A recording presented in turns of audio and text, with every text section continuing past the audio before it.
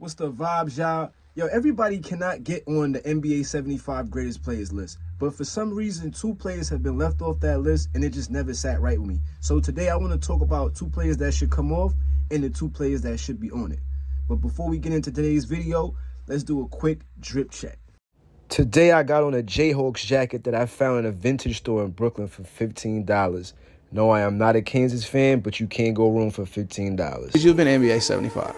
Should you be on that list? Absolutely.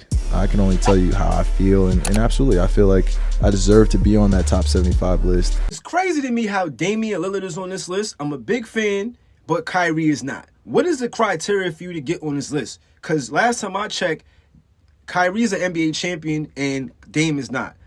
Kyrie is on the 50-40-90 club, which only 9 players in NBA history have reached this achievement. Like, I don't understand. Dame is not on the 50-40-90 club. You know how hard it is for you to average 50% from the field, 40% from three, and 90% from the free throw line? This man hit a game-winning shot in Game 7 of the NBA Finals to win the NBA championship. If he don't knock down that shot, I don't know if the Cavs win that year. Like, this man handle and footwork is amazing. His skill set is damn near as good as Kobe Bryant. You can't argue with me on that. He's tough. He's hitting fadeaways, floaters, threes in your face. He's very hard to guard, just like Damian Lillard. But it's like, how, bro? Like, how is he not on this list? It should be criminal for Kyrie Irving not to be on the NBA 75 greatest players list. Like he said in that interview, he's one of the players that revolutionized this era.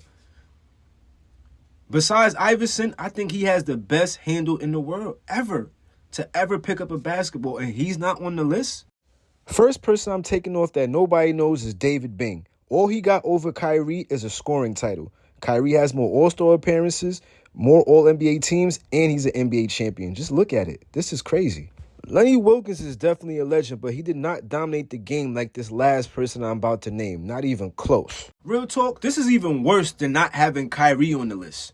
Dwight is a 3-time in a row Defensive Player of the Year. NBA champion, led the league in rebounds 5 times. Led the league in blocks twice. In 2 of those years, he led the league in rebounds and blocks back-to-back. He's number 10 on the all-time rebounding list. Gold medalist. Took his team to the finals. Like, how is this man not on the list? A lot of politics go into look, he was just as dominant as Shaq in Orlando. I don't want to say he was as dominant for his whole career, but back in Orlando, wasn't nobody stopping Dwight. Like, he was an MVP candidate a couple of times. I just don't get, like, why this man is not a top 5, top 75 greatest player in the NBA history. How? With all of those things I just said, he's on the all-time list for rebounds and blocks. And he's not on the list because they blackballed him. I know y'all heard the same thing. They said Kyrie was on the list, but because he wanted to make his own choices with his body, he's not on the list.